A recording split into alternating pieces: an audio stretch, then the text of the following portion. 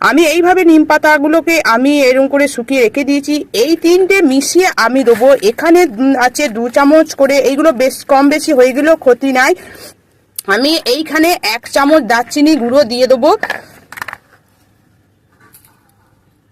তারপর দেবো এইখানে হলুদ গুঁড়ো। এইখানে আর একটা জিনিস আপনারা দিতে পারেন, যেটা হচ্ছে বেকিং সোডা। বেকিং সোডাটাও আপনারা দিতে পারেন। আমি এটা দিচ্ছি বন্ধুরা, এটা প্রতি সপ্তাহে বর্ষাকালে একবার করে গাছের গোড়ার মাটিতে অল্প অল্প করে এইভাবে ছিটিয়ে দেবেন।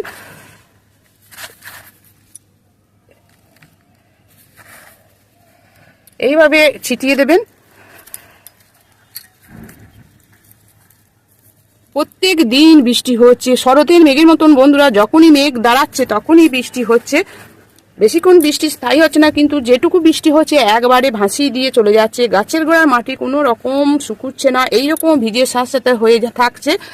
এইভাবে আপনারা গাছের গোড়ার মাটিকে, এই পোকামাকড় ছত্রাকের হাত থেকে রক্ষা করতে অবশ্যই এই জিনিসটা আপনারা প্রয়োগ করুন। এটা কম, একদম বেশি খরচা হবে না।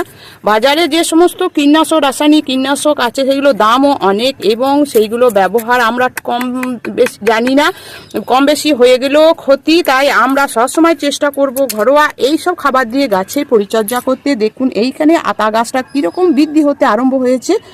তারপর এইখানে তো রজনীগন্ধার একটা শীষ উঠেছে, দেখতেই পাচ্ছেন। আর একটা গাছে আমি দেবো, দেখতে থাকুন।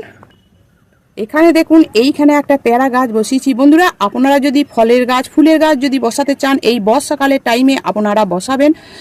খুব তাড়াতাড়ি এগুলো বৃদ্ধি হতে আরম্ভ হবে। আমি বসিয়েছি, দেখুন গাছটা কীরকম ঝোপালো এবং হয়েছে, দেখতেই পাচ্ছেন। তারপর আমি এই গাছের গোড়াতেও আমি এই উপাদানটা, 3টে মিশ্রিত এই উপাদান এইভাবে ছিটিয়ে দেবো।